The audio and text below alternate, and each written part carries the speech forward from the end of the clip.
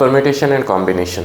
Permutation and combination chapter में दो major principles हैं, फंडामेंटल प्रिंसिपल ऑफ मल्टीप्लिकेशन और फंडामेंटल प्रिंसिपल ऑफ एडिशन। ये दो लॉ ही पूरे चैप्टर को कवर करता है। अगर ये दो लॉ अच्छे से आ रहे हैं समझ में तो फिर परम्यूटेशन कॉम्बिनेशन चैप्टर इंटरेस्टिंग होता है। अदरवाइज़ ये फंडामेंटल लॉ ही नहीं पता है तो फिर प्रॉब्लम होता है स्टूडेंट को परम्यूटेशन कॉम्बिनेशन में। एक है लॉ ऑफ मल्टीप्लिकेशन और दूसरा है लॉ ऑफ एडिशन। तो अभी लॉ ऑफ मल्टीप्लिकेशन देखते हैं।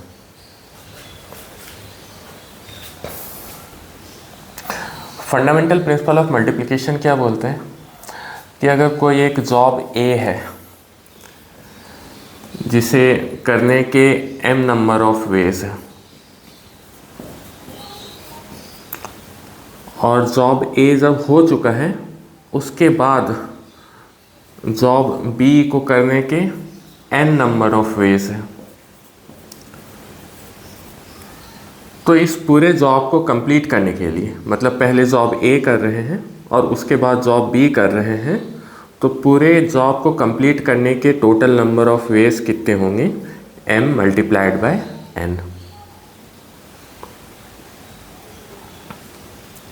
जॉब ए कंप्लीट हो चुका है, उसके सीक्वेंस में जॉब बी हो रहा है, तो दोनों जॉब कंप्लीट करने के नंबर ऑफ वेज होंगे m मल्टीप्लाइड बाय n। इसे एक एग्जांपल से समझते हैं।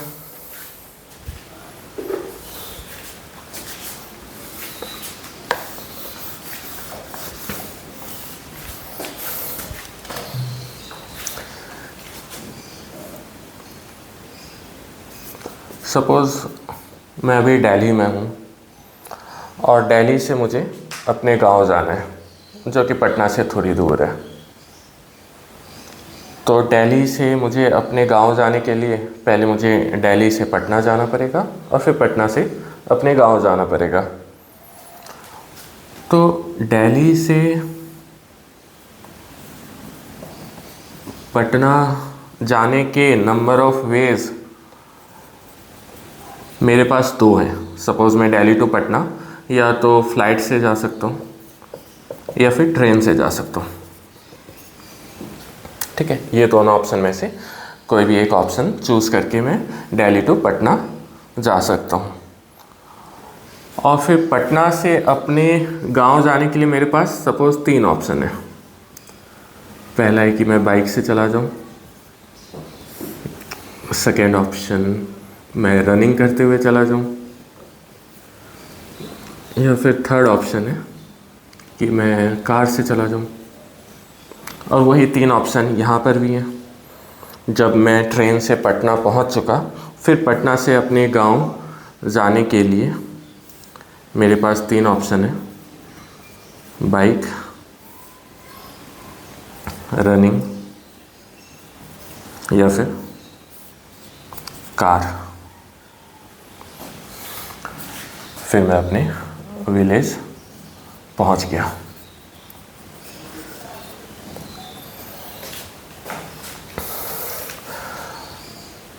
तो अब देखते हैं, अगर मैं दिल्ली टू अपने विलेज जा रहा हूं तो टोटल नंबर ऑफ वेज कितने होंगे इसके।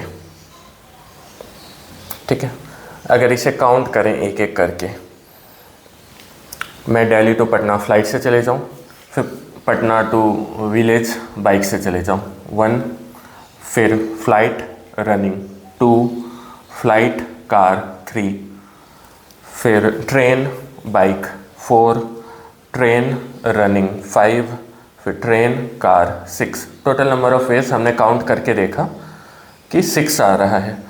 अब इसे देखते हैं कि लॉ ऑफ मल्टीप्लिकेशन लगा के इसे कैसे थोड़ा शॉर्टकट तरीके से सॉल्व करेंगे। ये तो छोटे छोटे नंबर हैं, यहाँ पे 2 नंबर ऑफ ए हैं, यहाँ पे 3 नंबर ऑफ एज हैं, तो ये हमने काउंट कर लिया। लेकिन जब बड़े बड़े नंबर्स होंगे तो उस टाइम पे हमें लॉ ऑफ मल्टीप्लिकेशन लगाना पड़ेगा। इसमें 2 जॉब हो रहा है। पहले मैं दिल्ली टू पटना जा रहा हूँ, उसके नंबर ऑफ वेज हैं 2, और जब पटना पहुँच गया उसके बाद अपने विलेज जा रहा हूँ, उसके नंबर ऑफ वेज 3 है। जो नंबर ऑफ वेज यहाँ पे हैं वही नंबर ऑफ वेज यहाँ पे भी हैं। तो टोटल नंबर ऑफ वेज इस जॉब को कंप्लीट करने के होंगे 2 मल्टीप्लाइड बाय 3। ठीक है, इस पे दो जॉब हो रहा है और सीक्वेंस में हो रहा है। एक जॉब कंप्लीट होने के बाद दूसरा जॉब हो रहा है। तो जब सीक्वेंस में जॉब होता है तो नंबर ऑफ वेज मल्टीप्लाई होते हैं, 2 और 3 आपस में मल्टीप्लाई होंगे और टोटल नंबर ऑफ वेज 6 जो हमने काउंट करके निकाला था उतना आ जाएगा। इसी प्रिंसिपल को हम लोग क्या बोलते हैं? Fundamental principle of multiplication.